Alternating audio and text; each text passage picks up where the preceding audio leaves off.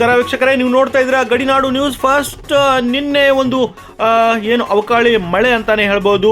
So ಅವಕಾಳಿ ಮಳೆ ಜೊತೆಗೆ ಬಿರುಗಾಳಿ, ಗುಡುಗು ಸಮೇತ ಜೋರಾದಂತಹ ಗಾಳಿಗೆ ವರ್ಷವಿಡೀ ಕಷ್ಟಪಟ್ಟು ದುಡಿದಂತಹ ಒಂದು ಬೆಳೆ ಒಂದೇ ದಿನದಲ್ಲಿ ಸರ್ವನಾಶ ಆಗಿದೆ ಅಂತ ಅಂದರೂ ತಪ್ಪಾಗಲಾರದು.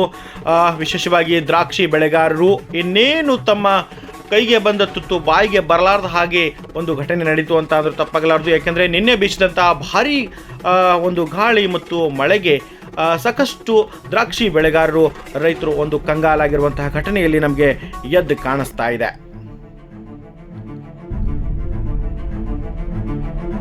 ವೀಕ್ಷಕರೇ, ಈ ಒಂದು ದೃಶ್ಯದಲ್ಲಿ ಏನು ಕಾಣ್ತಾ ಇದ್ದೀರಾ, ಇದು ವಿಜಯಪುರ ತಾಲೂಕಿನ ಯತ್ನಾಳ ಗ್ರಾಮದ ಈ ಒಂದು ದ್ರಾಕ್ಷಿ ಪ್ಲಾಟು. ತಾವು ಕಾಣಬಹುದು, ಇನ್ನೇನು ಕಟಾವು ಕೆಲವು ದಿನಗಳು ಮಾತ್ರ, ಅಂದರೆ ಒಂದು 3-4 ದಿನಗಳು ಅಷ್ಟೇ ಉಳಿದಿದೆ. ಅಂತಹ ಸಂದರ್ಭದಲ್ಲಿ ನಿನ್ನೆ ಬೀಸಿದಂತಹ ಒಂದು ಭಾರೀ ಗಾಳಿಗೆ ಆ ಒಂದು ದ್ರಾಕ್ಷಿ ಪ್ಲಾಟು ನೆಲಕ್ಕೆ ಉರುಳಿರುವಂತಹ ಒಂದು ಘಟನೆ ನಡೆದು ಹೋಗಿದೆ. ದ್ರಾಕ್ಷಿ ಬೆಳೆಯೋದೇ ಒಂದು ಬಹಳ ಕಷ್ಟಕರ ಸಂಗತಿ.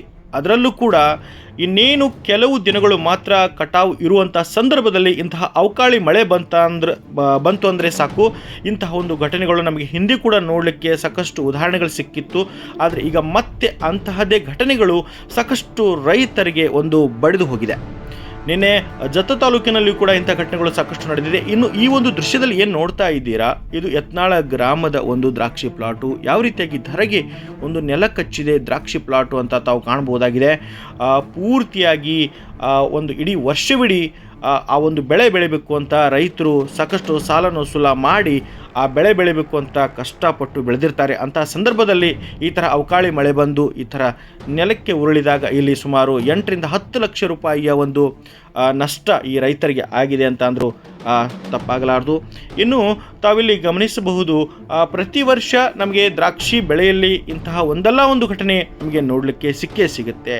ಆದರೆ ಇದಕ್ಕೆ ರೈತರು ಮಾತ್ರ ಬಲಿಯಾಗ್ತಾನೆ ಇದ್ದಾರೆ. ಇದಕ್ಕೆ ಸರ್ಕಾರ ಯಾವ ರೀತಿಯಾದಂತಹ ಒಂದು ಕ್ರಮವನ್ನು ತೆಗೆದುಕೊಳ್ಳುತ್ತೆ ಅಂತ ಕಾದು ನೋಡಬೇಕು. ಇನ್ನು ಈ ಒಂದು ಘಟನೆ ಯತ್ನಾಳ ಗ್ರಾಮದ ಒಂದು ಮೇರಾ ಸಾಹೇಬ್ ಅಣ್ಣಪ್ಪ ದಾಬ್ಡೆ ಎನ್ನುವರು ಈ ಒಂದು ಪ್ಲಾಟು ಇಲ್ಲಿ ಇನ್ನೇನು ಕಟಾವು ಮಾಡುವಂತಹ ಸಂದರ್ಭದಲ್ಲಿ ಇಂತಹ ಒಂದು ಚಾತುರ್ಯ, ಪ್ರಕೃತಿಯ ವಿಕೋಪದಿಂದ ಅವರು ಈ ಒಂದು ಸಂದರ್ಭಕ್ಕೆ ಬಲಿಯಾಗಿದ್ದಾರೆ ಅಂತ ಹೇಳ್ಬೋದು. ಆದರೆ ಇಲ್ಲಿ ನಾವು ಗಮನಿಸಬೇಕಾದಂಥದ್ದು ಇಷ್ಟೇ, ರೈತರು ಎಷ್ಟೇ ಕಷ್ಟಪಟ್ಟರೂ ಕೂಡ ಅವರ ಕೈಗೆ ಎಟುಕುವ ತನಕ ಯಾವುದು ಕೂಡ ನಿಜವಲ್ಲ ಅನ್ನೋದು ಇಲ್ಲಿ ನಮಗೆ ಎದ್ದು ಕಾಣ್ತಾ ಇದೆ.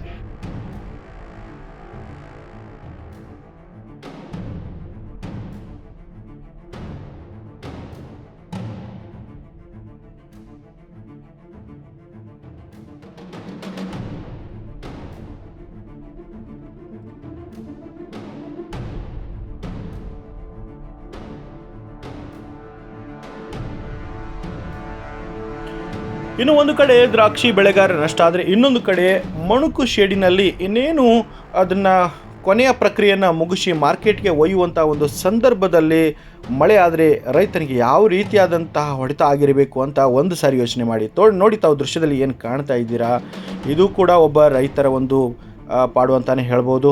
ಏನೇನು ಇದನ್ನು ಕೊನೆಯ ಪ್ರಕ್ರಿಯೆಯನ್ನು ಮುಗಿಸಿ ಇಲ್ಲಿಂದ ಮಾರ್ಕೆಟ್ಗೆ ಒಯ್ಯುವಂಥ ಒಂದು ಸಂದರ್ಭದಲ್ಲಿ ಈ ರೀತಿಯಾದಂತಹ ಒಂದು ಅವಕಾಳಿ ಮಳೆಯಿಂದಾಗಿ ಪೂರ್ತಿಯಾಗಿ ಮಳೆ ಆ ಸಂದರ್ಭದಲ್ಲಿ ಆದರೆ ಯಾವ ರೀತಿಯಾಗಿ ಆಗುತ್ತೆ ಅನ್ನೋದನ್ನು ಒಂದು ಸಾರಿ ಯೋಚನೆ ಮಾಡಿ. ಯಾಕೆಂದರೆ ಇದೇ ಒಂದು ಸಾರಿ ಮಣುಕು ಕೂಡ ಒಂದು ಒಳ್ಳೆಯ ರೀತಿಯಾದಂತಹ ಲಾಭ ಆಗುವಂಥ ಒಂದು ಸಾಧ್ಯತೆ, ಅದರ ಒಂದು ಬೆಲೆ ಕೂಡ ಜಾಸ್ತಿ ಆಗಿದೆ. ಹೀಗಾಗಿ ರೈತರು ಎಲ್ಲರೂ ಕೂಡ ಅಂದರೆ ಜಾಸ್ತಿ ಮಾರ್ಕೆಟನ್ನು ಮಾಡದೆ ಮಣುಕು ಮಾಡುವಂತಹ ಪ್ರಕ್ರಿಯೆಯಲ್ಲಿ ತೊಡಗಿದ್ರು. ಆದರೆ ನಿನ್ನೆ ಸುರಿದಂಥ ಒಂದು ಮಳೆಗೆ, ಗುಡುಗು ಸಮೇತ ಜೊತೆಗೆ ಗಾಳಿಯಿಂದಾಗಿ ರೈತರು ಒಂದು ಸಾಕಷ್ಟು ಕಷ್ಟಕ್ಕೆ ಸಿಲುಕಿದ್ದಾರೆ ಅಂತಲೇ ಹೇಳ್ಬೋದು.